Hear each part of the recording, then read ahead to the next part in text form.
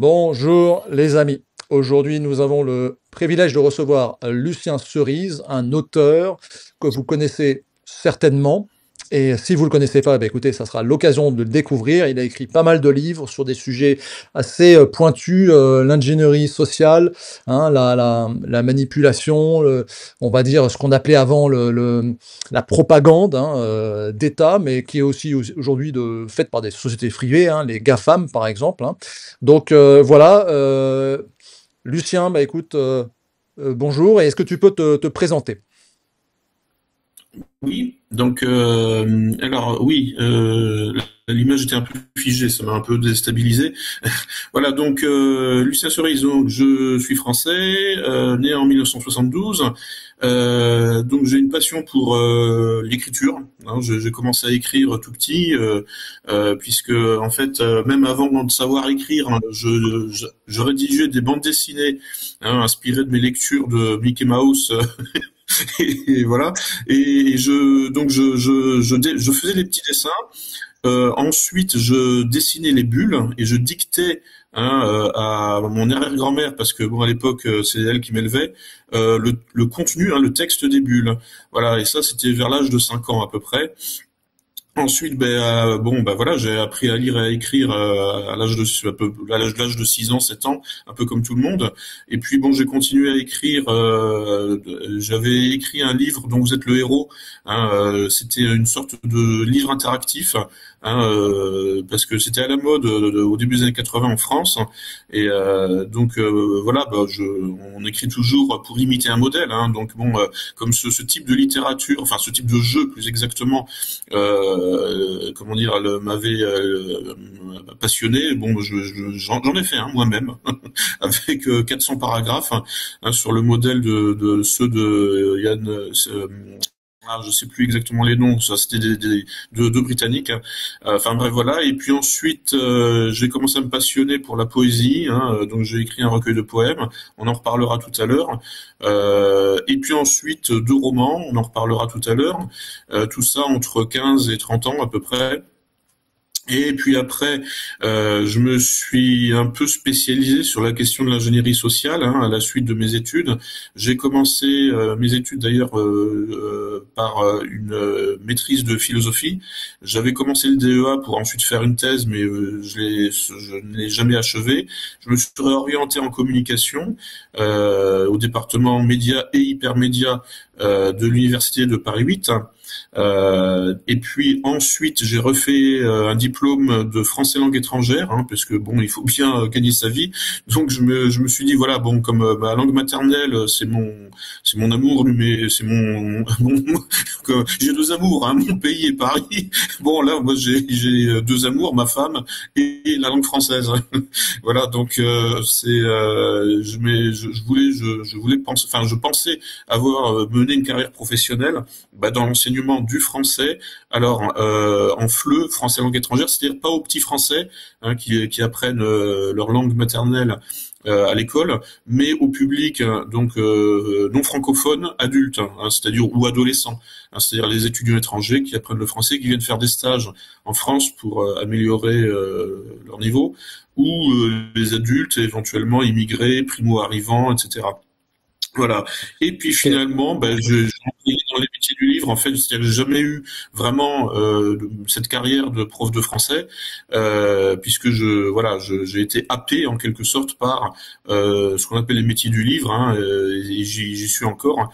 Et puis ah oui, puis j'ai fait encore un tout dernier diplôme en lettres modernes. Enfin voilà, bon donc filière classique de littérature française, littérature et linguistique, hein, et sémiotique.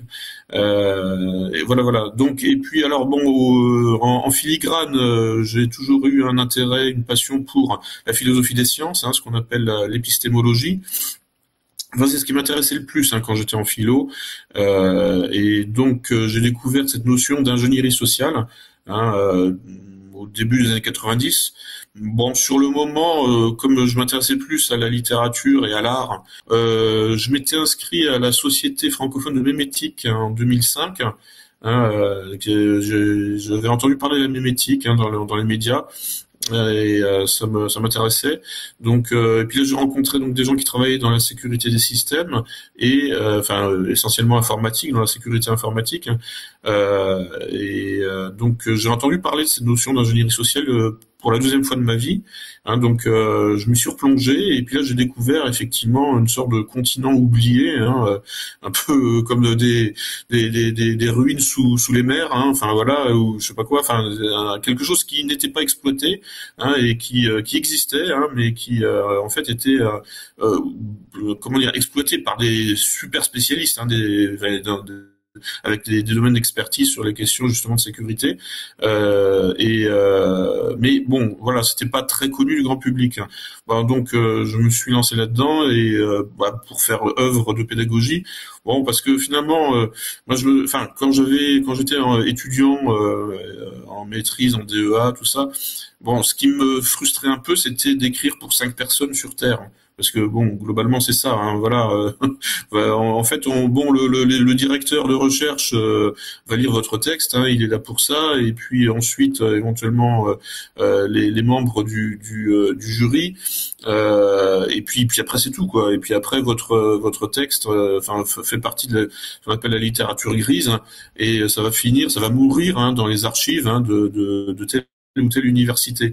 Donc c'est pour ça aussi que je m'étais mis à l'écriture romanesque et dans les années 2000. C'est pas enfermé dans son coin. Et c'est aussi pour ça que je m'intéressais à la mémétique, c'est-à-dire en fait à la virologie des idées, l'épidémiologie des idées. C'est la question de la transmission finalement qui m'intéresse. Et voilà,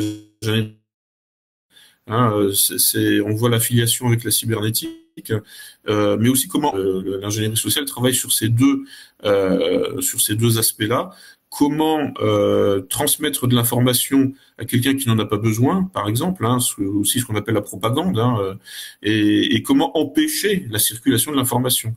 Là, c'est la contre-propagande en quelque sorte, donc ce sont des sujets qui sont, la question de la propagande, elle est largement connue, le terme est d'un usage courant. Il a été repris par Edward Bernays, qui a proposé la notion de relations publiques, public relations, pour en quelque sorte adoucir le concept, parce que déjà dans les années 20-30, le terme de propagande ou propaganda, en quelque sorte avait une mauvaise image, avait une connotation négative. Au fil des années, donc des gens comme Edward Bernays se sont dit il faut continuer à faire ce travail-là, consistant en fait à occuper le temps de cerveau disponible des gens, mais de manière plus furtive. Et donc il a renommé la propagande relations publiques. On peut encore appeler ça autrement, on peut appeler ça aussi fabrique du consentement, et puis donc là on va sur les concepts d'ingénierie sociale. On peut appeler ça mémétique, aussi, et puis il y a aussi donc effectivement le pendant, c'est-à-dire l'aspect négatif, c'est comment empêcher la circulation de l'information, et ça on n'en parle pas beaucoup. Par contre, c'est même, je dirais en quelque sorte, une sorte d'angle mort en fait, des questions de communication. Quand j'étais étudiant dans ce domaine-là, on parlait évidemment de la propagande, et de la diffusion, de la circulation de l'information, mais pas beaucoup de comment l'empêcher. Et ça, c'est aussi quelque chose d'important qu'il faut connaître, pour repérer les opérations psychologiques, qui peuvent avoir deux fonctions. C'est vous occuper votre cerveau, ou empêcher que les idées, que les représentations de l'adversaire prennent la place, et occupent votre cerveau. Et donc il y a toute une dimension. Donc voilà, moi je suis intarissable sur ces sujets, je peux parler comme ça tout seul pendant des heures, donc le but c'est quand même de discuter, donc je m'arrête là. Non, mais c'est parfait parce que c'est une excellente introduction sur le sujet, parce que je pense que tout le monde pense connaître, entre guillemets, la propagande, les moyens de communication, etc., etc. Mais en fait, c'est quand même un sujet beaucoup plus précis et beaucoup plus technique qu'on ne le croit. Alors, c'est bien de faire une introduction. Et avant d'aller un peu dans tes livres, j'aurais une ou deux questions. La première, c'est pour toi, Moi, je sais que bon, je me suis beaucoup intéressé aux années 30, c'est un peu ma spécialité historique, mais la progression et la mise au pouvoir du national-socialisme en Allemagne, par exemple, je sais que Goebbels et Hitler étaient des fans de la propagande hollywoodienne, la propagande américaine, et Hollywood est une machine de propagande. Là, tu as un excellent auteur qui a écrit Hollywood War, dont j'ai oublié son nom, il m'excusera, euh, qui est un très bon livre. Pour toi, quelle est l'origine, si tu veux, c'est plus les anglo-saxons qui sont les maîtres du jeu dans ce domaine, c'est qui a un petit peu inventé tout ça, parce que nous, forcément, le français moyen, il va penser à Goebbels, parce qu'on lui a bourré le chou avec Goebbels, mais qui est un peu y a-t-il une origine contemporaine, on va dire, de cette technologie, de cette technique? D'après toi, ça viendrait d'où? Qui serait l'inventeur ou le penseur quel pays serait un peu à l'origine de tout ça? Ben, bon, si on fait une véritable histoire, hein, une archéologie hein, de la communication, hein, qui est aussi un autre nom hein, de toutes ces méthodes là qui consistent à occuper le cerveau des autres, eh bien, on remonte à Platon, hein, on remonte hein, aux joutes verbales entre Socrate et les sophistes. Et, euh, et même ça dans le champ occidental. Et on peut remonter encore un petit peu avant chronologiquement, hein, en allant déterrer en quelque sorte, enfin, en allant sur Sun Tzu hein, et l'art de la guerre, hein, qui est encore un petit peu antérieur hein, sur le plan chronologique. Bon, on voit que ça a plus de 2000 ans. Hein, ça, ce sont des questions que se posait déjà Platon, que se posait déjà Socrate, que se posaient déjà les sophistes. Hein, et donc Platon, dans son œuvre, hein, quand il met en scène Socrate contre les sophistes, il met en scène quelqu'un qui cherche la vérité pure, hein, Socrate, contre des gens qui, eux, se contentent de maîtriser les apparences. Hein, c'est ce que je rapporte là, enfin c'est ce que je synthétise dans mon dernier livre. Hein, j'ai un sous-chapitre intitulé Maîtriser les apparences. Parce que finalement, pour gagner une joute verbale, c'est suffisant. Il n'est pas nécessaire hein, de dévoiler la vérité. Il n'est pas non plus nécessaire forcément de mentir, hein, mais il faut emporter l'adhésion hein, du public. Et ça peut être hein, par un savant dosage entre vérité et effet de manche hein, et mensonge parfois, hein, évidemment. Alors les spécialistes de la propagande distinguent plusieurs formes de propagande.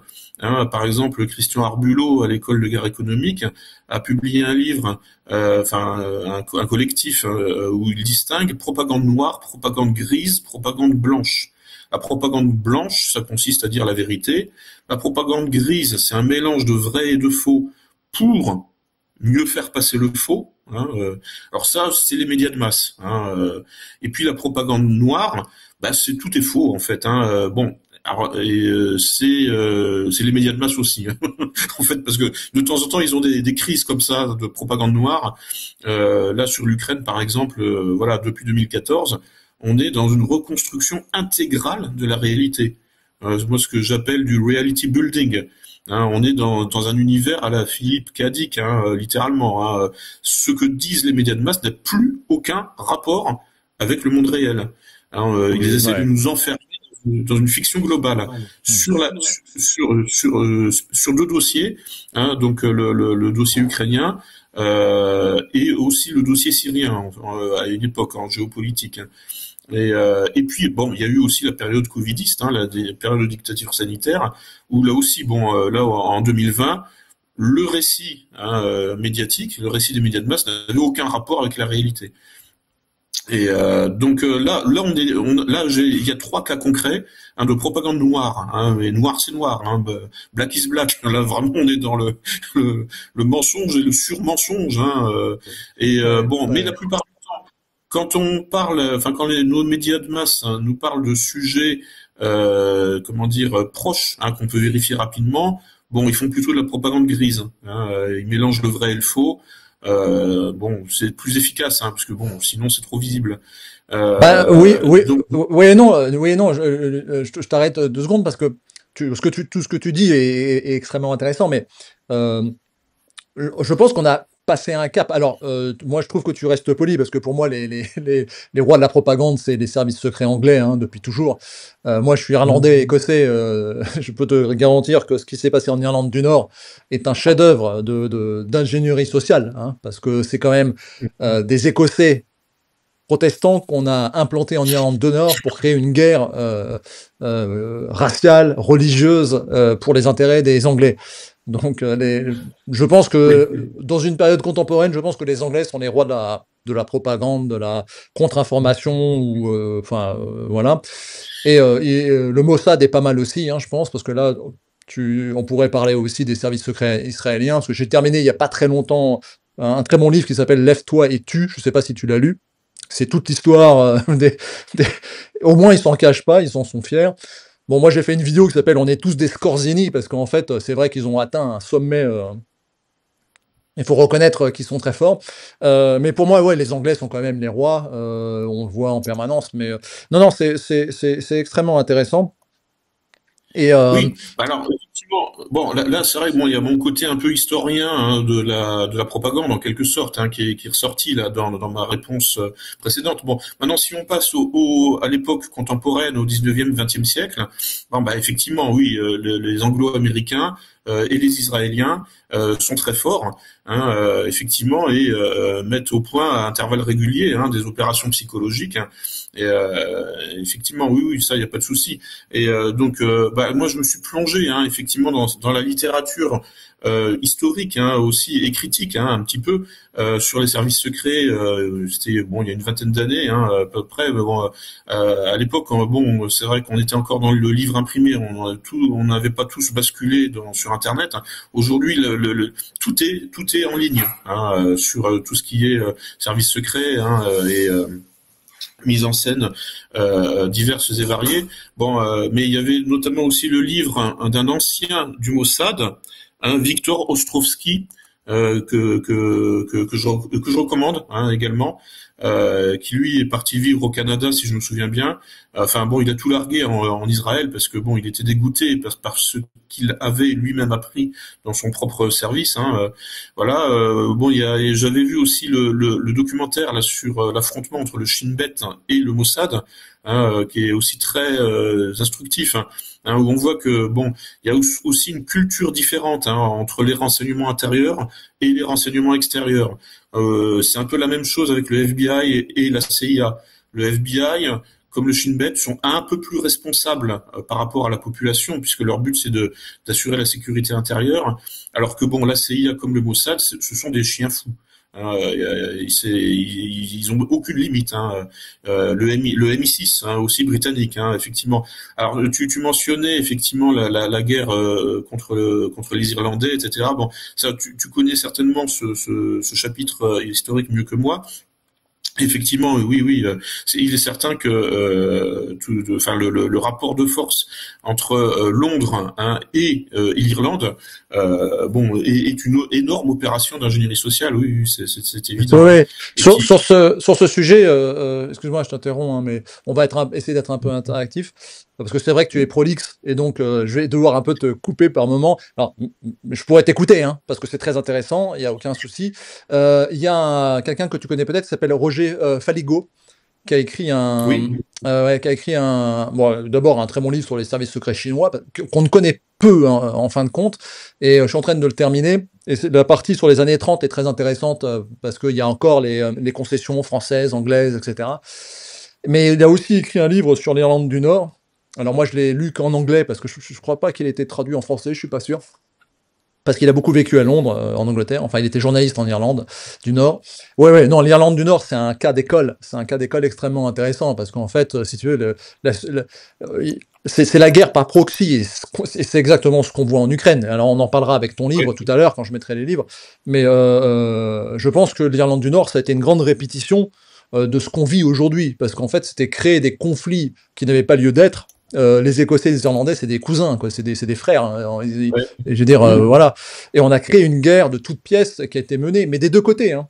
des deux côtés, parce que Ouais, ouais. moi j'étais plus, ma famille était plus des côtés protestants, sauf ma grand-mère qui est irlandaise catholique.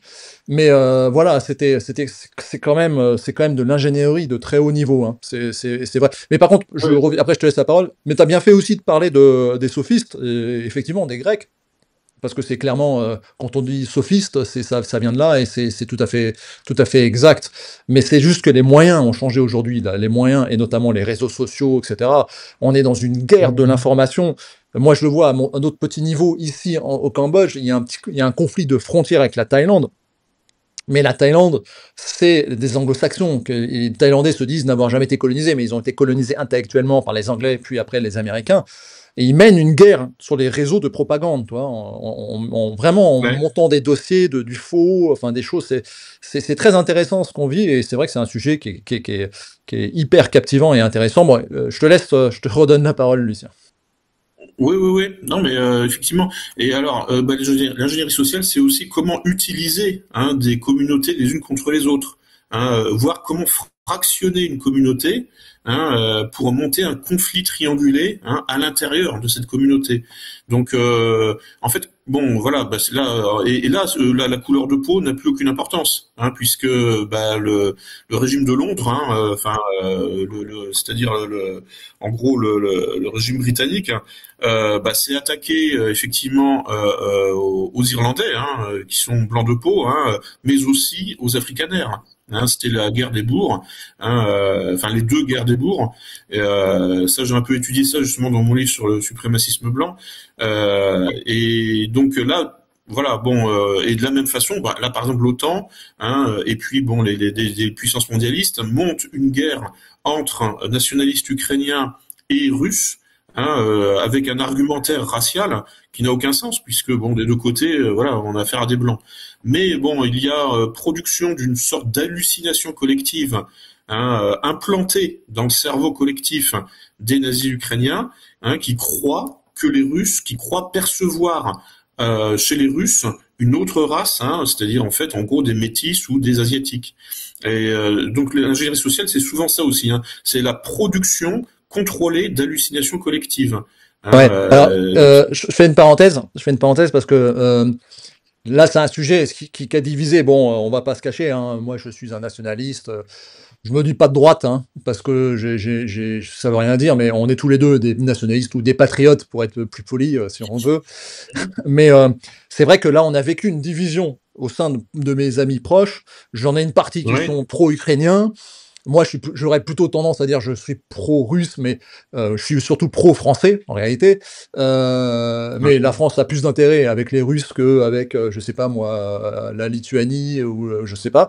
Donc voilà. Et c'est vrai que là, c'est un cas d'école parce que c'est quand même assez fou que l'Ukraine, qui est dirigée par un monsieur qui est plutôt, enfin, qui aurait mal fini sous le véritable régime nazi hitlérien, qui vient de mettre Premier ministre, pas Premier ministre, mais qui vient de mettre, oui, je crois, ministre, l'ancien patron d'Azov. Bon, moi, j'ai rien contre Azov, hein, c'est des braves types qui se battent bien, etc., mais ils sont quand même complètement fanatisés à dire qu'effectivement, que les Russes, qui sont leurs frères de sang, sont une sous-race. Et je dois dire que, je fais un parallèle, je ramène au Cambodge encore, mais les peuples thaïs et les peuples khmers, ils ont quand même une grande similitude culturelle, etc. Mais les Thaïlandais ont le même discours. Et d'ailleurs, ils sont formés pas mal par des Ukrainiens et des Israéliens au niveau armement et combat, drones et autres. Et pour les Thaïlandais, ils ont fait un bourrage de crâne qui vient des années 30 du régime thaïlandais, quand la Thaïlande a fait sa révolution nationale, en disant que les Khmers sont une sous-race, une sous-race thaïlandaise. C'est aussi bête que dire que les Russes sont une sous-race ukrainienne, alors qu'à la limite, moi, ma mère est suédoise, tu vois. Donc je pourrais dire que c'est les ouais. Suédois qui ont créé tout ce beau monde hein, à une époque, avec les Russes. Mais bon, voilà, c'est vrai que ça, là, on touche du doigt quand même quelque chose d'assez balèze. Et ça, c'est quand même les Américains qui sont derrière avec les Anglais. Hein. Oui, oui. Enfin, concernant en fait bon, ce qui se passe en Ukraine, en fait, bon, les Américains, comment ils sont pas aussi impliqués. Enfin, je veux dire, bon, ça fait quand même pas mal de temps, hein, et on le voit avec Trump, que les États-Unis, bon, pensent à se retirer de l'OTAN, enfin, ou du moins rechignent, hein, à participer à cette alliance militaire, bon, qui maintenant est un petit peu, en quelque sorte, privatisée par les hauts fonctionnaires de Bruxelles. Sachant que faut toujours rappeler, hein, il y a deux directions, hein, à l'OTAN. Il y a la direction civile qui, elle, bon, est contrôlée par le lobby LGBT, et puis la direction militaire, bon, où là on a affaire à des techniciens de la guerre, enfin des vrais militaires. Donc il y a aussi une tension, hein, interne, entre les civils et les militaires. Bon, ces dernières années, on a vu comment dire, une invasion, hein, du vocabulaire woke et de l'iconographie woke et LGBT à l'OTAN. Bon, ça fait sourire le monde entier, hein, et, bah, bon, c'est pas très sérieux, mais voilà, là on a un cas concret aussi, en fait, hein, d'auto-ingénierie sociale, c'est en fait d'autodestruction, hein, d'une alliance militaire qui, en quelque sorte, bon, est tellement comment dire, fascinée par sa propre idéologie de la diversité inclusive, en fait, qu'elle finit par s'affaiblir toute seule. Donc il y a aussi ce genre de phénomène-là, hein. Bon, c'est une Oui, espèce de... je suis absolument d'accord. Je te contredis pas sur ce point. Je dirais juste que c'est quand même un chouïa un peu plus complexe parce que il y a l'énergie. Il faut jamais oublier l'argent. Il faut suivre l'argent. La trace de l'argent mène toujours au criminel. Et pour moi, oui, tu as raison. Il y a une autodestruction pathologique. Bah, ce que les Russes, ce que Poutine décrit comme le mensonge ou la folie woke européenne, qui est assez spécifique européenne, parce qu'effectivement, les États-Unis avec Trump ont un sursaut de clairvoyance, quoi. Mais je rajouterais que les Américains ont quand même un intérêt à ce que, par exemple, les Allemands n'achètent plus de gaz aux Russes. Toi, il y a un intérêt économique derrière, hein. Je rappelle que la France, on est le seul pays européen autonome au niveau armement et énergie, presque encore, un peu aujourd'hui, mais que les Allemands font du chantage un peu mafieux, hein, aux Allemands. Regarde les Belges vont acheter des F-35. C'est quoi ce bordel, toi? Oui, Donc en fait, c'est quand même compliqué parce qu'il y a la notion d'argent derrière. Mais oui, mais sinon après, oui, je suis d'accord oui. que c'est plus un suicide européen, effectivement. Mais bon, les Américains ont des Oui. intérêts financiers quand même, hein. Oui, oui. Et puis en fait, alors bon, je commençais à parler de ça, c'était aussi pour reconnecter avec ce que tu disais concernant le schisme entre pro-ukrainien et pro-russe. En fait, bon, il y a effectivement des gens, enfin des Français qui se sont en fait engagés aux côtés de la Russie. Bon, ce n'est pas forcément, j'ai envie de dire, c'est pas forcément mon cas. C'est-à-dire que moi, ce qui m'intéresse, c'est le réel. Bon, en 2016, j'ai fait une excursion, enfin un petit voyage à Kiev pour voir en fait de mes yeux, hein, le théâtre des opérations du coup d'État, hein, qui avait eu lieu pendant l'hiver 2013-2014. En me promenant dans les rues de Kiev, je suis tombé sur une affiche de recrutement du régiment Azov, hein, qui précisait bien que c'était les standards de l'OTAN qui étaient appliqués, hein, au sein du régiment Azov. Donc bon, le régiment Azov est devenu une unité de l'OTAN, hein, et André Biletsky, son cofondateur du régiment Azov, est lui-même, hein, comment dire, intégré dans la nébuleuse atlantiste otanesque. Le problème, c'est en fait ce que je dis, bon, moi, à tous les sympathisants du régiment Azov en France, c'est que avec cette idéologie woke qui est en train en quelque sorte de contaminer, hein, justement la direction civile de l'OTAN, vous êtes en train de vous donner en quelque sorte, hein, de vous offrir à votre ennemi. Puisque bon, les nationalistes ukrainiens ne sont pas, hein, en théorie, les meilleurs amis, hein, du wokisme et du LGBT, hein, on est bien d'accord. Et pourtant, ils arrivent à travailler main dans la main, hein, avec le régime de Bruxelles, hein, avec un projet d'intégration dans l'Union européenne qui détruira, hein, l'Ukraine, et sachant que bon, les flux migratoires ont déjà commencé, les flux migratoires extra-européens. Bon, bah c'est le message que je souhaite envoyer, hein, aux sympathisants du régiment Azov et des nationalistes ukrainiens.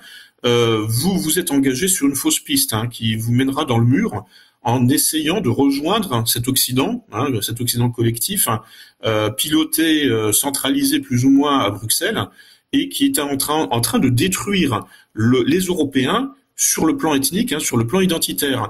Donc bon, là il y a quelque chose d'assez mystérieux. Comment des nationalistes ethniques, des nationalistes identitaires, comme les nationalistes ukrainiens, peuvent-ils à ce point vouloir rejoindre un ensemble géopolitique qui va les détruire, comme c'est en train de détruire le substrat ethnico-culturel français et européen en général.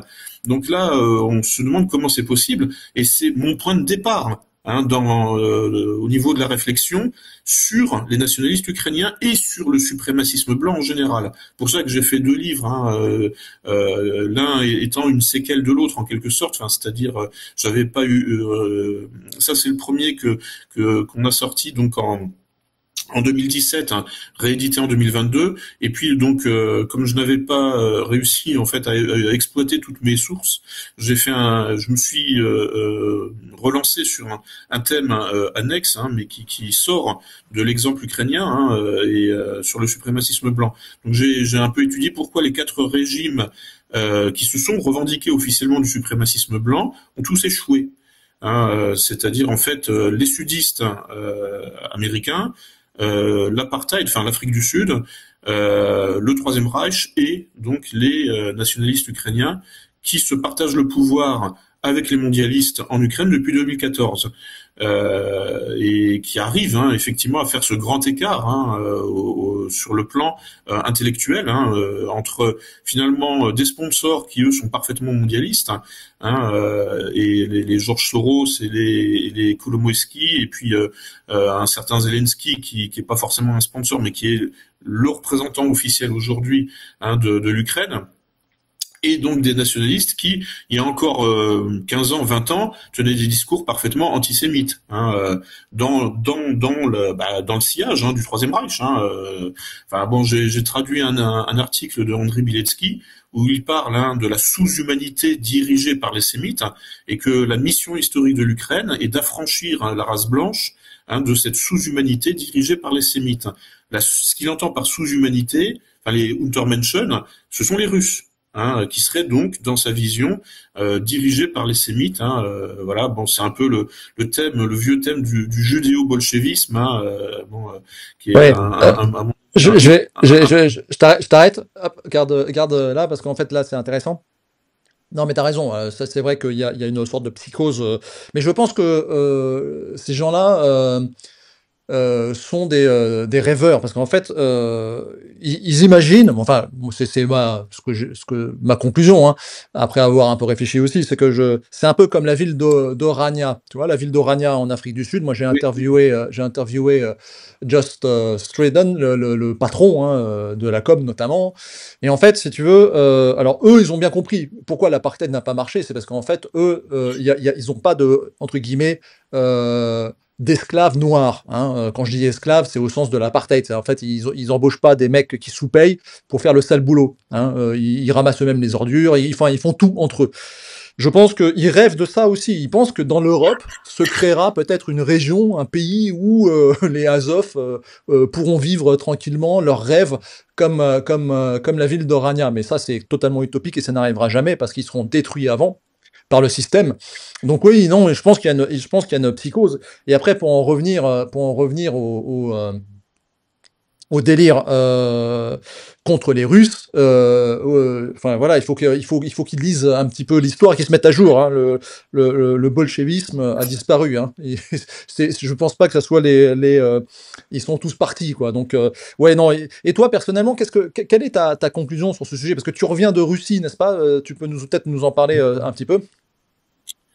Oui, voilà. Donc bon, en 2014, je me suis consacré au dossier ukrainien parce que bon, j'ai vu effectivement un raz-de-marée, un tsunami, une avalanche de désinformation à la suite du coup d'État, pendant le coup d'État de l'hiver 2013-2014 et dans les semaines et les mois qui ont suivi, puisque bon, en fait, la guerre d'Ukraine commence en 2014. Ça commence comme une guerre civile à la suite d'un coup d'État qui est désapprouvé par 3 régions, la République populaire de Lugansk, la République populaire de Donetsk et la Crimée. Ces trois régions disent OK, bon bah vous voulez rejoindre l'Occident, l'Occident du régime de Bruxelles, allez-y, mais sans nous. Et donc ces trois régions font sécession et veulent et entament un processus de rattachement à la Russie. Le régime de Kiev est fou furieux et commence à bombarder à l'artillerie lourde les populations civiles. Et bon, donc la Crimée étant difficile d'accès géographiquement, enfin voilà, on se représente bien, c'est une presqu'île. Elle arrive finalement à se dissocier plus facilement de l'Ukraine et à rejoindre la Russie. En revanche, bon là, il y a pour les deux républiques dont je parlais, que l'on nomme généralement sous un terme unique, qui est le Donbass, qui est un nom géographique, c'est pas un nom administratif. Eh bien, comme il y a une continuité territoriale entre l'Ukraine et le Donbass, de fait, voilà, c'était en Ukraine avant.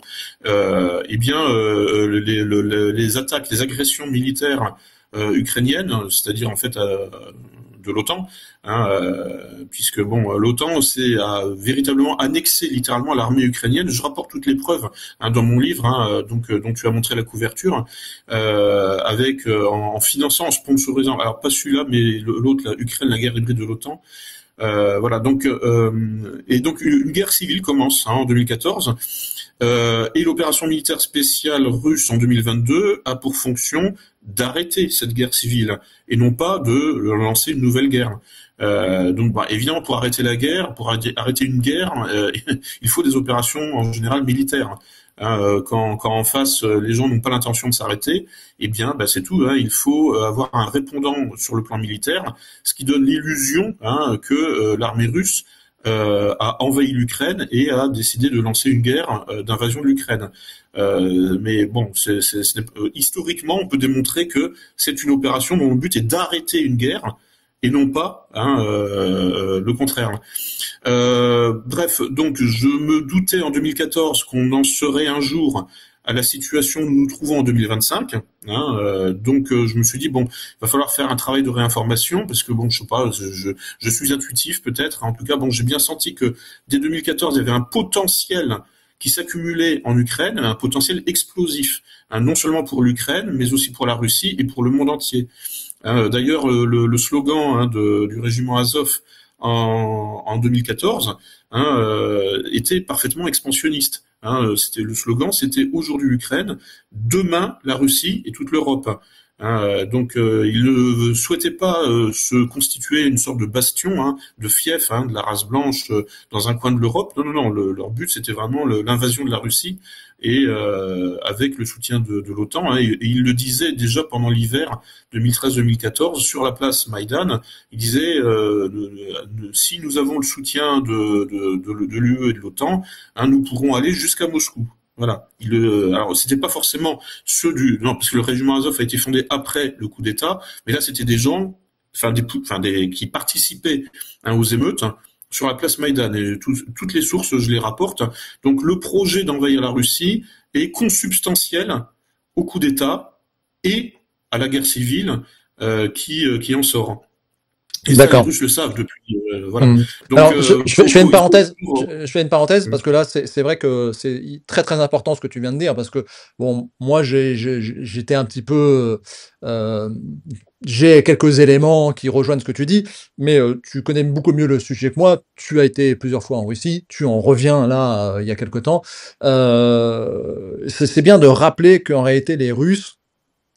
Et là, c'est un coup d'ingénierie sociale de nos amis anglo-saxons, une fois de plus, c'est que les Russes, moi ce que je disais, c'est que en fait les Russes n'ont fait que se défendre et ont attendu très longtemps avant d'intervenir. Et c'est pour ça qu'ils ont fait ce vote de rattachement de ces provinces qui, bien évidemment, pour l'OTAN était encore un trucage, etc. Et d'ailleurs, peu importe, le fait est que ces populations étaient en danger, attaquées, etc. Et qu'il aurait fallu tout simplement faire une cession et que c'est l'agressivité entre guillemets, des Azov qui se prennent pour le Quatrième Reich, qui veulent effectivement envahir la Russie. Et ça, il faut bien le préciser. Et de toute façon, c'est un plan que les Américains ont depuis très longtemps, c'est le démantèlement de la Russie. Donc ça, c'est connu, c'est acté, c'est pas du tout de la propagande. En fait, ils veulent détruire la Russie, qui les embête parce que c'est un pouvoir continental trop important dans le jeu mondial. Et ça, voilà. Donc je te laisse terminer. Mhm. Oui, bah, il y a notamment le forum post-Russie, hein, qui organise tous les 6 mois une grande conférence, hein, dans divers pays. Bon, donc voilà, les choses sont claires, hein, elles sont assumées.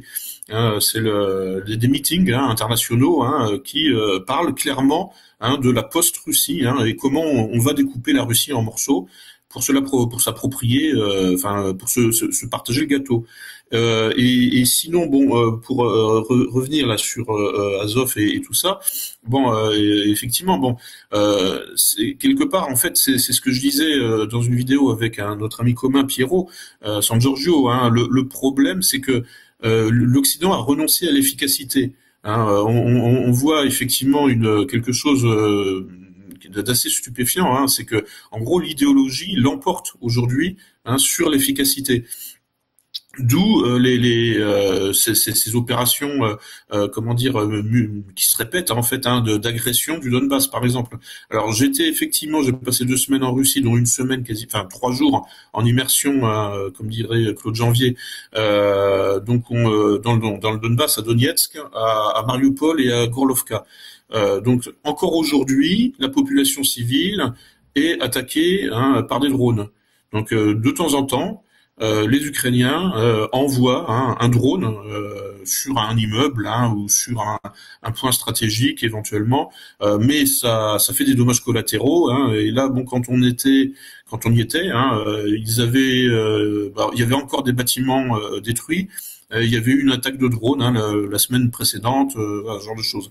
Alors on n'est plus à l'artillerie lourde, hein, avec les grades, hein, enfin les orques de Staline. Hein, ça a été remplacé par des attaques plutôt sporadiques, hein, qui entretiennent, hein, évidemment, une peur, hein, d'être frappé, hein, par donc bah, comment dire, des frappes venues du ciel. On a un petit peu la même chose en France, hein, ou en Occident. Hein, quand on sort de chez soi, on peut se prendre des coups de couteau à chaque instant. Bon, ça commence à devenir un peu la même chose. Hein. C'est un peu le thème de mon livre, hein, Gouverné par le chaos. Hein. Bon, là, dans le Donbass, en fait, on peut prendre un drone sur la tête, hein, un drone tueur, hein, en sortant de chez soi. Voilà, c'est la réalité du quotidien, hein, du vécu des habitants du Donbass. Ensuite, bon. On a visité effectivement aussi le Nijni Novgorod, où il y avait un grand meeting international. Hein, donc et la Russie soigne son image, hein, ce qui est normal. Elle a besoin d'avoir des alliés, des amis. Donc bon, là c'était évidemment, l'ambiance était beaucoup plus festive, hein, et beaucoup moins tendue. Hein, puisque bon, Nijni Novgorod est à 500 km de Moscou, qui elle-même est à 1000 km du Donbass. Donc bon, l'ambiance un peu de ville fantôme, hein, où les gens se terrent littéralement à la maison ou dans les sous-sols, ça, bon, c'est encore présent à Donetsk, hein, c'est clair. Et on nous a fait visiter des abris, hein, des abris antimissiles. Tous les bâtiments, hein, ont en fait, comment dire, en quelque sorte, des abris antimissiles.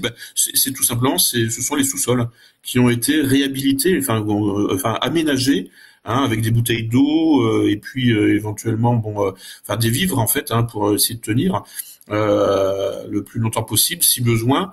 Hein, et donc l'hôtel où on était à Donetsk avait son abri antimissile, hein, indiqué avec des flèches depuis l'accueil, hein, de l'hôtel.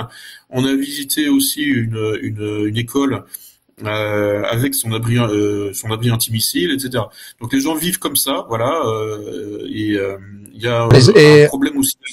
Ouais, excuse-moi. Et Oui, oui. le moral, comment tu as ressenti le moral? Parce que tu sais, en France, on dit que les Russes sont au bord de l'effondrement, qu'ils en peuvent plus, que les sanctions sont tellement sévères qu'ils vont craquer, etc., et que l'OTAN va gagner la guerre.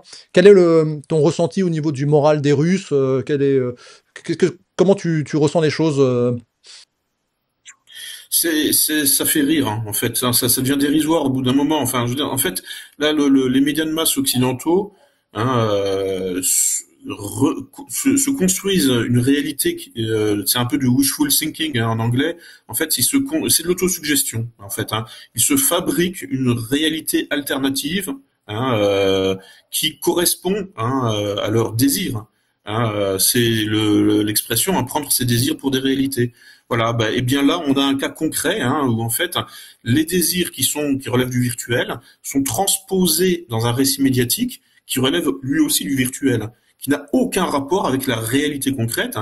Les Russes se portent très bien, moralement. D'ailleurs, justement, cet affrontement avec l'Occident, eh bien, ça dynamise, au contraire, l'économie. Hein, ça a permis à l'économie intérieure de se relever. Ça permet aussi, en quelque sorte, de donner un petit coup de fouet en fait, hein, à la population qui sinon risquerait de s'avachir dans le consumérisme. Hein, c'est un peu le problème des sociétés occidentales. Hein, quand on supprime le service militaire, hein, ce qui est le cas en France depuis 20 ans, on fabrique, voilà, des obèses, des débiles légers. Enfin, voilà, l'Occident s'effondre parce qu'il a renoncé, hein, à tout militarisme en réalité. Alors ça part d'un bon sentiment peut-être, hein, on est tous frères, voilà, c'est la société ouverte, pacifique. Bon, le résultat, c'est un effondrement anthropologique et un phénomène de décivilisation. Hein, donc Ouais, ouais. là, Ouais, Lucien, je t'arrête encore, excuse-moi, hein. Alors, ceux qui vont regarder la vidéo, c'est pas par méchanceté que j'arrête Lucien, c'est que le temps passe et que, alors, on pourrait parler des heures, mais là, on va essayer de conclure, enfin, conclure, on est presque à 1 heure, donc on va pas faire une vidéo plus longue d'1 heure parce que ça devient trop long. Alors, c'est super intéressant, hein, Lucien, je pense qu'on pourrait se revoir pour en reparler. D'ailleurs, tu fais pas mal de vidéos à droite à gauche, donc j'invite les gens à te suivre s'ils ne connaissent pas. Je dirais juste, après on va terminer sur tes livres, parce qu'on n'a pas parlé de ton dernier livre, et on va remonter un petit peu dans tous tes livres. C'est vrai que là, on est face à de l'ingénierie sociale. C'est ton domaine d'études, là, on est en plein dedans, parce qu'en fait, on vit, l'Europe vit dans une double image.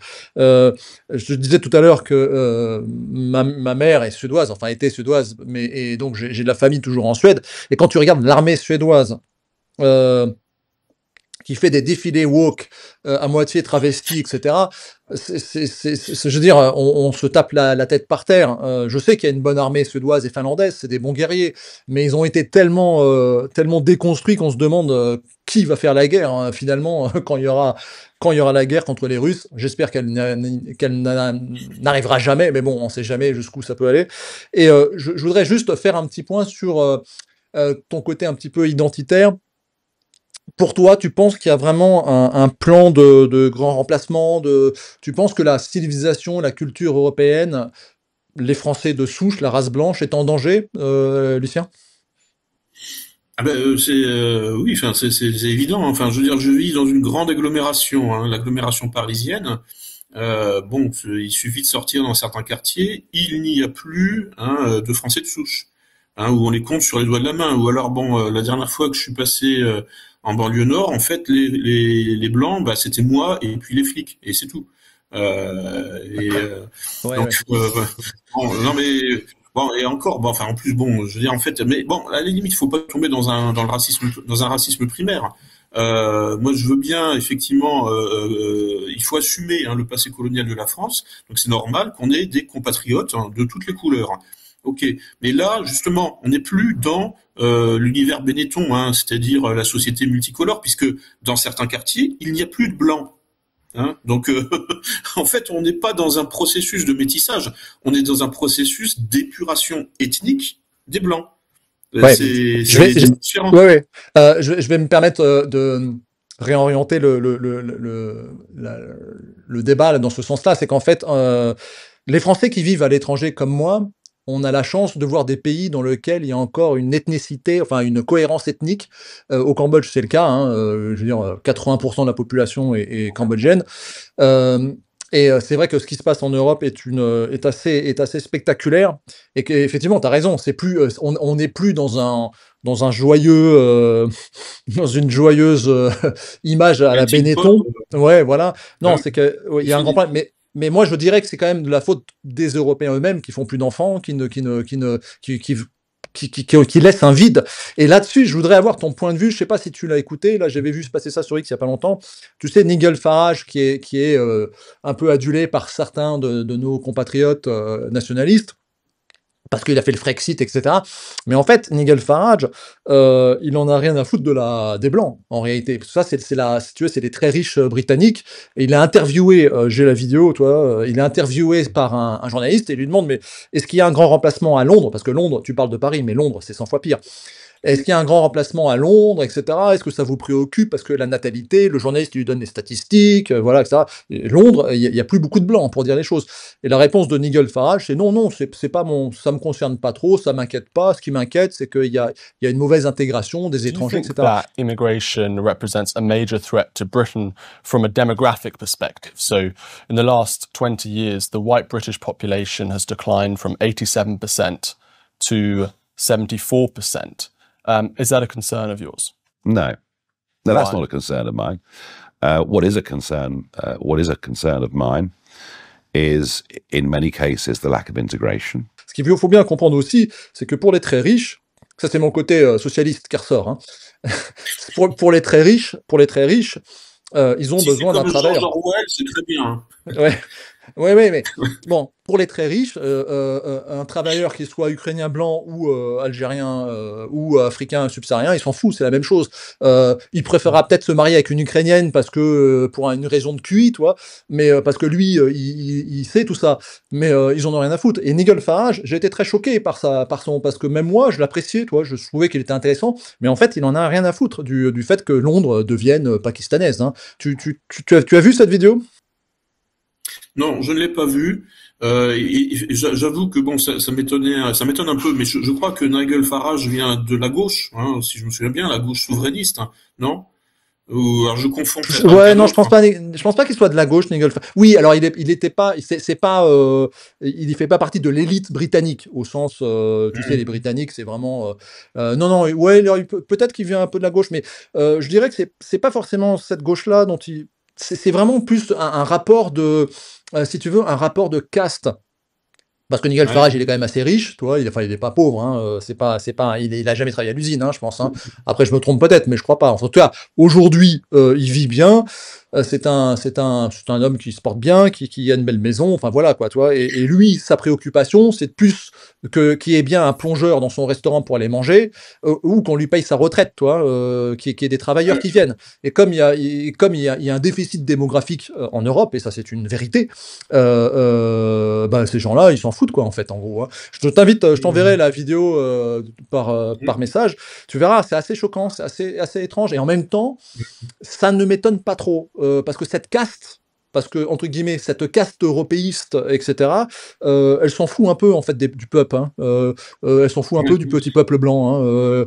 Elle s'est dit c'est trop tard. Tu sais, c'est comme Michel Onfray, c'est foutu. C'est foutu. Alors bon, bah foutu pour foutu. Je m'achète un bon vin, je mange bien, je bois du bon vin, et puis je profite de mes dernières années, et puis on verra bien ce qui arrivera, quoi. Mais bon, enfin, tous ces gens vont bientôt changer d'avis parce que, bon, si par exemple le métissage globalisé, hein, façon Richard Kounov-Kalergi, bon, tu connais les idées là de ce diplomate des années 30, si ça se passait bien. Mais le problème c'est que ce grand remplacement, cette épuration ethnique des blancs, en fait, fait monter l'insécurité. Hein, et donc ça se passe mal en réalité, et ça se passe mal aussi pour les remplaceurs. Enfin, ça se passe mal aussi pour les immigrés ou les Français d'origine immigrée. En fait, ça se passe mal pour tout le monde.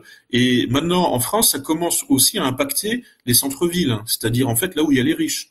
Hein, et donc bon, il y a une toute petite élite maintenant qui se réduit, hein, mais qui est encerclée maintenant, hein, de bourgeoisie de gauche, qui maintient son projet remplaciste, son projet de société ouverte sans condition. Bon, mais la bourgeoisie de droite, elle, a déjà changé d'avis.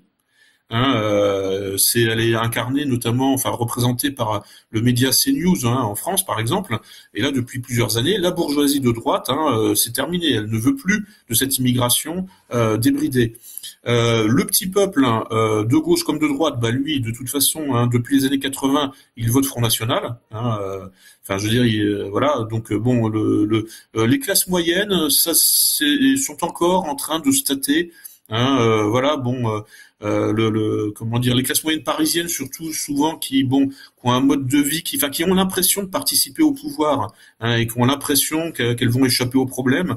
Bon, sont encore en train de se poser des questions. Mais enfin voilà, globalement de toute façon, les mentalités changent. En fait, dans les populations dites de souche, c'est-à-dire français de souche, européens autochtones, quoi. Voilà. Donc les Européens autochtones sont en train, de toute façon, de prendre conscience qu'ils sont la cible d'une épuration ethnique de masse, ce qu'on appelle parfois aussi un génocide. Il faut savoir utiliser. Ouais, alors. Je comprends ce que tu veux dire, mais en fait, des génocides, c'est au Cambodge, il y a eu un politicide, par exemple. En fait, c'est comme certains disent, Bernard-Henri Lévy dit que les Russes font un génocide en Ukraine, toi. Il faut relativiser les choses parce que si les Russes, par exemple, avaient voulu détruire l'Ukraine, l'Ukraine serait détruite depuis longtemps. Oui, ça serait déjà donc fait. Oui, voilà, donc il faut faire attention aux mots. Je comprends, je suis d'accord avec ce que tu dis. Il y a un véritable problème en Europe, d'ailleurs particulièrement en Angleterre en ce moment, où ces gangs de Pakistanais violeurs, etc., ont été protégés, cachés, etc. Moi, je peux dire que une fois de plus, quand tu vas à l'étranger, tu vis à l'étranger, ça n'arrive pas en Asie, c'est impossible. Ils sont tous nationalistes, ils les butent, ils les tuent, quoi. Je veux dire, il y a plus de, ça n'existe pas. Mais ça, c'est ce que moi j'ai fait une vidéo, j'appelle ça le syndrome de la Shoah, si tu veux. C'est à cause de la Seconde Guerre mondiale que tout ça arrive. Et moi, ce qui me chagrine, c'est que c'est ces mêmes personnes qui étaient de gauche à l'époque, qui maintenant deviennent un peu de droite, qui nous disent maintenant il faut soutenir inconditionnellement Israël parce que c'est nos sauveurs. Toi, il y a un double jeu, et ça, c'est aussi de l'ingénierie sociale.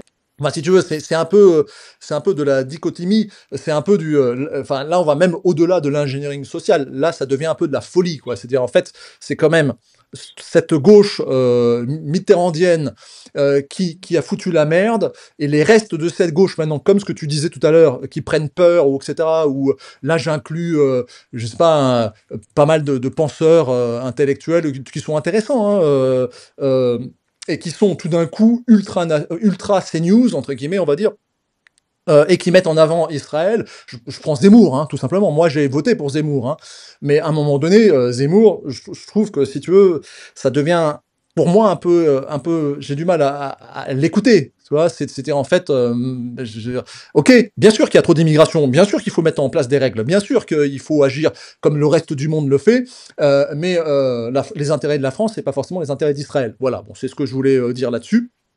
Maintenant, je t'invite à aller voir tes livres, parce qu'on parlait quand même d'ingénierie sociale. Je peux répondre.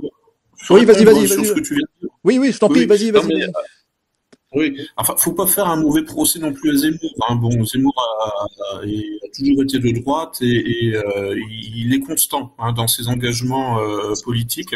Ensuite, on pourrait faire le procès de Julien Drey, par exemple, qui maintenant, est sur CNews, et qui est un des cofondateurs de SOS Racisme. En fait, je pensais à lui pendant que tu parlais.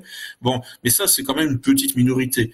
L'essentiel des mitterrandistes, enfin des gens de gauche des années 80, est toujours à gauche, en fait. Enfin, ce qu'on appelait la gauche caviar. C'est-à-dire la bourgeoisie de gauche, et toujours à la mairie de Paris, c'est Anne Hidalgo, et Anne Hidalgo est un pur produit de cette gauche caviar des années 80, mitterrandienne, qui amène la gay pride dans les rues de Paris.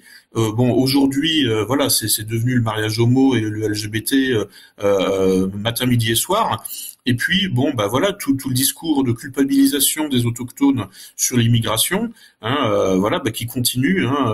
Donc, on peut, oui, effectivement, il y a des gens issus de cette gauche caviar, de cette gauche bobo, bourgeois bohème des années 80, qui a évolué. Mais souvent, on évolue quand on vieillit. On est de gauche quand on est jeune, et en vieillissant, on devient de droite. C'est mon cas. Enfin, franchement, je veux dire, par contre, bon, il y a aussi l'essentiel de la gauche mitterrandienne est toujours de gauche mitterrandienne. Non, oui. Ouais, non, mais t'as raison, mais je pense par exemple à Berkoff, que j'aime bien, j'apprécie Berkoff, tu vois. Je pense à comment il s'appelle, celui qui a les cheveux un peu frisés, pas Goldman. Ouais, voilà. Toi, bon, c'est des gens intelligents. Zemmour, il a toujours été de droite. Au moins, lui, il renie pas. Il a rien renié. Je suis absolument d'accord avec toi. C'est juste que depuis les événements qu'il y a eu à Gaza, en Palestine, etc. Moi, je soutiens ni les Palestiniens ni les Israéliens. Je peux comprendre que les Israéliens sont dans une guerre de survie, c'est clair et net, puisque c'est des blancs, pour faire simple, c'est des blancs en Afrique du Nord. Européens de confession juive, pour faire simple, voilà. Mais par contre, il faut pas qu'ils nous cassent les couilles à nous Français. Ils ont fait un choix de partir là-bas. Tu sais, c'est comme les Sud-Africaneurs. Bon bah ok, salut, au revoir, vous avez fait votre choix, etc. Donc Zemmour, c'est pareil. Il est français ou il est israélien. On peut pas être français et israélien. C'est tout ce que je dis. L'intérêt de la France est peut-être de se rapprocher plus de l'Algérie pour gérer ses flux migratoires ou de la Libye où ce débile de Sarkozy a tout détruit. Toi, on a plus d'intérêt à mettre des frontières. Là, je rejoins un peu la pensée de Laurent Ozon, si tu veux. Toi, il vaut mieux nous rapprocher de l'Afrique du Nord pour mettre des barrières migratoires et nous entendre avec ces pays que d'être pro-israélien à fond. La géopolitique et la politique n'a pas d'ennemis ou d'amis. C'est comme moi, je suis pour reprendre contact avec les Russes tout de suite. Toi. Demain, nous, on n'a rien contre les Russes, les Français. Les Polonais, je comprends. Je peux comprendre les Polonais. Toi, ils sont à côté. Bon, voilà. Mais voilà. Bon, c'est tout ce que j'avais à dire. Allez, on va sur tes livres parce que là, l'heure est passée. J'aimerais juste parler un petit peu de. Ça passe vite, dis donc. Moi, je pensais qu'on était à 30 minutes là, mais. Alors voilà, donc comprendre l'ingénierie sociale aux éditions Contre-Culture. Donc c'est Alain Soral qui m'a sollicité pour écrire ce livre et ajouter un livre donc à la collection qu'il voulait lancer un peu sur le modèle des que sais-je, c'est-à-dire des livres courts qui essayent d'aller droit à l'essentiel et des sortes de manuels d'introduction. Donc cheap and short en quelque sorte, c'est-à-dire court et bon marché. Donc il y a une crise du livre en plus de toute façon, donc effectivement il vaut mieux vendre au-dessus de 15 euros, au-dessus de 20 euros, ça ne se vend plus. Mais et puis l'idée effectivement de toute façon c'est de aujourd'hui il y a tellement de sujets sur lesquels il faut introduire la population, donc il vaut mieux faire court. Donc voilà, donc j'ai réussi à caser un certain nombre de sources que j'avais sous le coude depuis plusieurs années, donc je suis assez autosatisfait de ce petit livre qui me permet donc de prolonger le débat sur l'ingénierie sociale au niveau historique et technique. Donc historique où je rappelle les fondamentaux, c'est-à-dire en fait les joutes verbales entre Socrate et les sophistes qui structurent la moitié des dialogues de Platon. Ça a donné des idées à un élève de Platon qui s'appelait Aristote et qui en a fait un gros livre. C'est la rhétorique d'Aristote, qui est un des textes fondateurs des questions de communication en Occident. Et puis voilà. Ensuite, je passe en revue un petit peu les penseurs utopistes du 19e siècle qui s'approprient cette notion d'ingénierie de la société. Puisque des gens comme Frédéric Leplay, qui est pas le plus connu, les plus connus dans les penseurs utopistes, c'est Charles Fourier par exemple, Auguste Comte, des gens comme ça. Il y en a un qui est un peu moins connu que la moyenne, que les autres, c'est un certain Frédéric Leplay, mais il a quand même eu une avenue à son nom à Paris, et donc il avait fondé une école d'ingénierie sociale. Et où en fait, son but c'était finalement d'appliquer, de faire un transfert de compétences de l'ingénierie industrielle à la société, comment finalement traiter la société comme un objet en 3 dimensions, comme un chantier industriel, comme un bâtiment, comme un réseau, puisque ce concept d'ingénierie a des applications en informatique, et aussi en finance. On parle d'ingénierie financière. Donc à chaque fois, l'idée c'est comment allons-nous transformer un donné pour le faire passer d'un point A à un point B avec ou sans son consentement, ou en fabriquant son consentement, puisque la notion d'ingénierie sociale a été aussi reprise par les milieux du piratage informatique, et dont le but est de cibler l'utilisateur de la machine plutôt que la machine elle-même, l'humain étant le maillon faible des systèmes de sécurité. Et là donc on va recombiner, recomposer un système de sécurité en attaquant son point faible, c'est-à-dire en fait l'humain, et de manière furtive.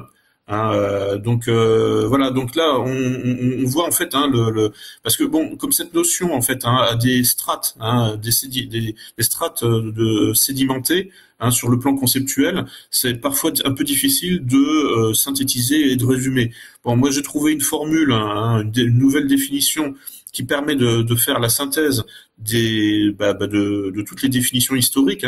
C'est pour moi l'ingénierie sociale, c'est la transformation furtive des sujets sociaux, individus ou groupes. Donc la notion de furtivité, est pas toujours présente.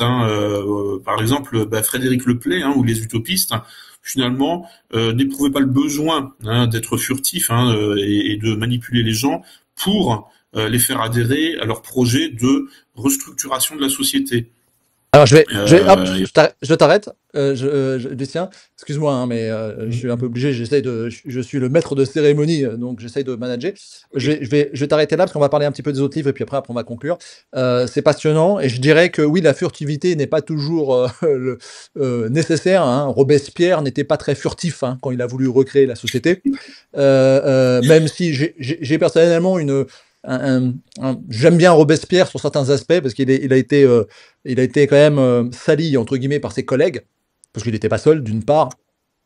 Mais bon voilà, toute révolution engendre des problèmes et souvent c'est pour revenir au même point de départ. Mais bon, alors j'aimerais parler un peu de tes autres livres parce qu'il y en a un que j'ai beaucoup aimé et qui est d'actualité parce que il donne des Je disais, j'aime bien ce livre-là parce que c'est une. Alors, tu l'as écrit d'ailleurs sous un pseudo, donc là, ceux qui ne savaient pas, c'est un très bon petit livre.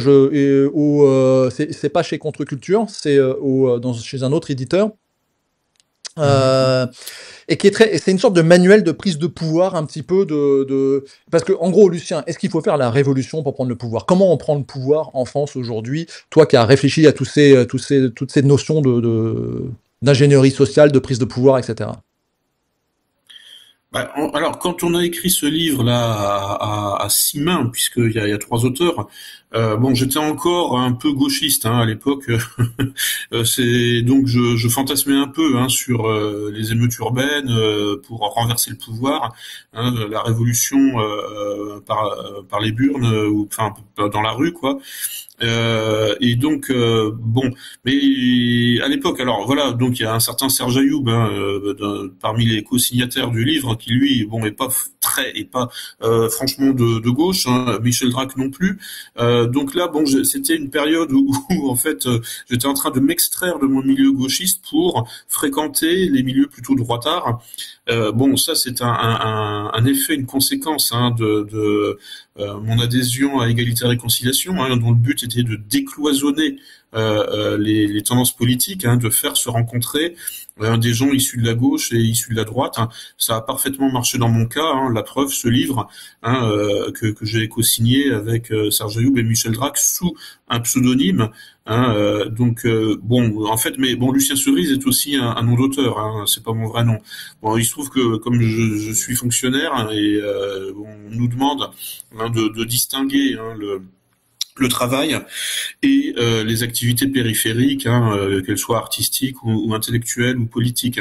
Donc bon, là, j'écris avec un nom d'artiste depuis oui un certain temps. Donc là, c'était M. Thibault. Et alors ce livre, oui, sur le contenu, donc effectivement, c'était en fait c'était une sorte d'hybride entre la tradition révolutionnaire d'ultra-gauche et la tradition révolutionnaire d'ultra-droite. Parce que il y a une tradition révolutionnaire aussi à droite. On se souvient de Charles Maurras, si le coup de force est possible, et puis le putsch de la brasserie, et puis la marche sur Rome, etc. Donc il y a une tradition putschiste à l'extrême droite, incarné aussi par les fameux nationalistes ukrainiens, qui étaient très fiers en 2014 d'avoir fait tomber le gouvernement par la violence, et pas par des élections. Et donc voilà, et puis la tradition révolutionnaire de gauche qui elle est largement connue, évidemment. Mais bon, là l'idée ouais, Julien, Lucien, excuse-moi, je t'arrête. En fait, je vais rajouter juste 2 mots. C'est qu'en fait, déjà, les mouvements fascistes en général sont de gauche. Comme je disais, il y a gauche et gauche. Il y a la gauche nationaliste qui est même Staline. Moi, je mettrais même Staline dans la gauche nationaliste. Et ensuite, il y a les Trotsky et les bobos parisiens qui voulaient la révolution globale, etc., qui ne fonctionne pas. Et d'ailleurs, sur le livre sur les services secrets chinois, c'est aussi très clair, parce que les Chinois sont des nationalistes, toujours de gauche, mais nationalistes avant tout, et voire même racialistes pour les Chinois, parce que on n'est pas loin de là. Donc, alors, on va conclure sur 2 livres un peu plus littéraires. Et notamment, tu vas nous parler de ça, et aussi parce que tu écris de la poésie.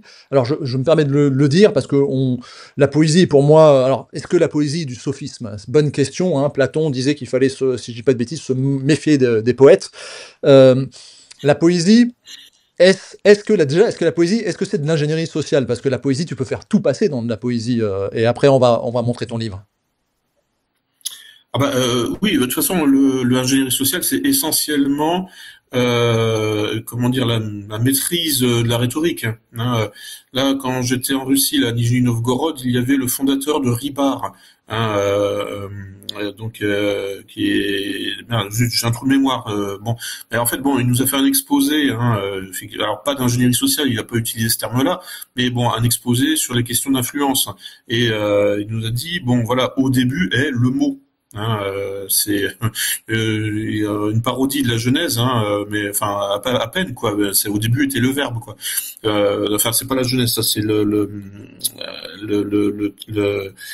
comment dire, c'est Saint Jean si je me souviens bien. Enfin je confonds un petit peu mes souvenirs de la Bible. Mais enfin bon, il y a un des grands textes de la Bible qui commence comme ça en fait. Au début était le verbe. Donc, au début de la pensée humaine est le verbe. C'est-à-dire avant l'acquisition du langage, nous sommes des petits mammifères, mais nous ne sommes pas des sujets parlants, comme dirait Lacan. C'est l'acquisition du langage à double articulation, qui nous humanise.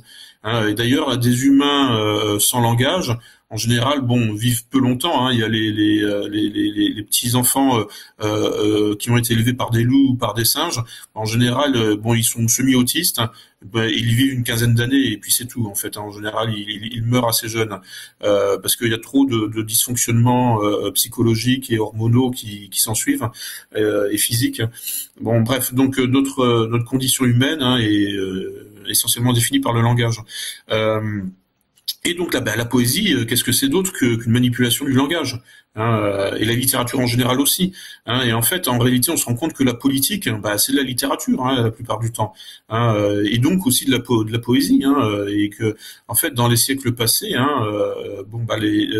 on faisait de la politique en écrivant des poèmes. Enfin, je veux dire l'Odyssée Homère. C'est ni plus ni moins, et puis toutes les légendes grecques, tous les textes, de mythologie grecque, ont une dimension soit franchement poétique assumée, soit au moins littéraire et politique en même temps. hein, et donc on ne peut pas, en fait, on peut pas vraiment séparer la politique et l'art, dans la mesure où l'art permet de prendre le contrôle des émotions, hein, et que la politique, dans sa dimension, hein, effectivement un peu de manipulation, c'est rien d'autre que ça. Hein, on s'adresse en fait aux émotions plutôt qu'à la raison. Hein, alors ça, c'est un grand débat. C'est vraiment le débat, moi, qui me préoccupe depuis toujours. Hein, c'est ce rapport entre la raison et les émotions.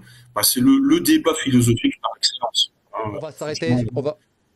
Lucien, on va s'arrêter sur ce sujet. Bon, on n'aura pas le temps de montrer, tu as aussi écrit 2 autres livres de romans, etc. Enfin bon, on va mettre ça dans le paquet poésie.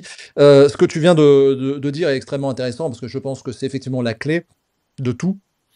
Et c'est bien pour ça que Elon Musk a fait un tweet il y a pas trop longtemps, alors qu'on l'aime ou qu'on l'aime pas, hein, il a au moins le mérite de bousculer tout ça. Il a fait un tweet en disant oui, qu'il fallait d'urgence se désabonner de Netflix, parce que Netflix est une machine de propagande woke à fond les régimes, c'est assez évident, ouais. Et en fait, voilà. Bravo, ouais. Bravo Elon Musk. Ouais, non, mais voilà. Et en fait, si tu veux, le fait est que on parlait des années 80, mais effectivement, depuis les années 80, donc ça, c'est le socialisme. Allez, les enfants, hein, il y a le bon socialisme et le mauvais socialisme. Donc, le mauvais socialisme international, woke, déconstructionniste, etc., etc., a mis en place une machine de propagande en France, notamment, mais un peu partout, de déconstruction intellectuelle des enfants. Donc en fait, il y a la bonne et mauvaise poésie. C'est-à-dire la poésie woke, elle est destructive au final. Et c'est un peu la guerre aussi que les Russes mènent, entre guillemets, de civilisation. Et ce qui serait bien qu'il faudrait le comprendre. Donc voilà, on est peut-être dans une guerre plus qu'autre chose, même plus raciale, mais tout simplement civilisationnelle, entre les construits et les déconstruits. Je pense qu'on peut peut-être conclure là-dessus. Je te laisse le mot de la fin, Lucien, si tu veux dire quelque chose. Ça. Non mais oui, on est dans une guerre entre les construits et les déconstruits, hein, donc les déconstruits effectivement en fait s'auto-déconstruisent, hein, et donc se réduisent à l'impuissance, et sont en colère, hein, et cherchent un bouc émissaire. Donc là, en l'occurrence, quelqu'un comme Emmanuel Macron qui est profondément déconstruit cherche un responsable, hein, au problème de la France. Dans la Russie, hein, il nous désigne un bouc émissaire, hein, qui est la Russie, la menace russe, etc. Parce que en réalité, les peuples non déconstruits, en fait, jouent un rôle de surmoi, hein, aujourd'hui au niveau géopolitique. Hein. C'est en fait un rôle de limite au délire de la déconstruction. Hein, c'est-à-dire parce que la déconstruction, au bout d'un moment, aboutit à une forme de psychose, hein, c'est-à-dire de délire de toute puissance, hein, où en fait le virtuel l'emporte sur le réel. Le réel, c'est le retour des limites, hein, le retour du réel. C'est toujours, hein, comme disait Lacan, le réel, c'est quand on se cogne.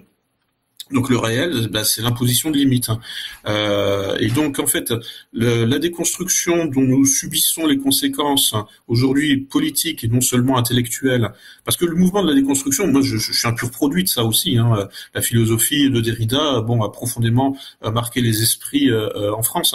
Et c'est intéressant sur le plan intellectuel, voire même sur les questions d'ingénierie sociale, puisque ça nous apprend à regarder les failles et les faiblesses dans tout système, hein, plutôt que de regarder les points forts. Donc, en termes, hein, de syndynique, hein, c'est-à-dire de théorie, hein, de la sécurité, c'est intéressant. Le problème, c'est quand on applique ça en politique, hein, et là, ça fabrique, hein, en fait, des dégénérés, tout simplement. Voilà, faut utiliser le terme. Et les dégénérés, en général, sont en colère quand on leur rappelle qu'il y a encore des gens normaux. Tout simplement, hein, je parle pas des surhommes, hein, je dis simplement des gens normaux. Les Russes ne sont que des gens normaux. Hein, donc ça veut dire qu'il y a un contre-exemple, hein, normatif à la déconstruction généralisée. Hein, on n'est pas obligé, l'ensemble de l'humanité n'est pas obligé de passer par la déconstruction. Donc, sachant que cette déconstruction aboutit à une forme d'inefficacité, hein, et on le voit dans le champ militaire, notamment.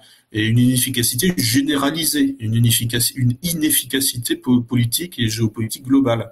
Et mais les leaders, hein, de cette déconstruction occidentale cherchent, hein, des responsables extérieurs. Hein, ils ne veulent pas remettre en question, hein, leur idéologie qui les a formés, hein, ou déformés. On pourrait plutôt, oui, parler de déformation, hein, puisqu'on parle de déconstruction. Bon, bah voilà, et donc ils ont été déformés, hein, par rapport à comment dire, à un modèle anthropologique viable. Mais ils ne veulent pas admettre que ils persistent dans l'erreur. Hein, et donc ils cherchent des responsables extérieurs. Alors ça peut être la Russie, et ça peut être en fait tous les peuples qui essayent de préserver leur identité, tout simplement. Absolument, absolument. Bah écoute, on va conclure là-dessus. Merci encore, Lucien, pour ton temps. On n'a pas pu tout aborder parce que je pense qu'il faudrait faire une deuxième vidéo parce qu'on en est déjà à 1h20. Bon, je vais peut-être un peu recouper, etc. Mais en tout cas, c'était passionnant. Bah écoute, merci. À très bientôt. Ben, merci à toi pour de me donner l'occasion comme ça de valoriser un petit peu parce que tu t'as mis en valeur en fait mes productions livresques, hein, c'est très gentil. Donc je te remercie infiniment, hein, et puis on va reprendre un rendez-vous. Les éditeurs aussi seront contents. J'espère aussi, j'en suis certain. Avec plaisir. À bientôt. Ciao, ciao. À bientôt, merci.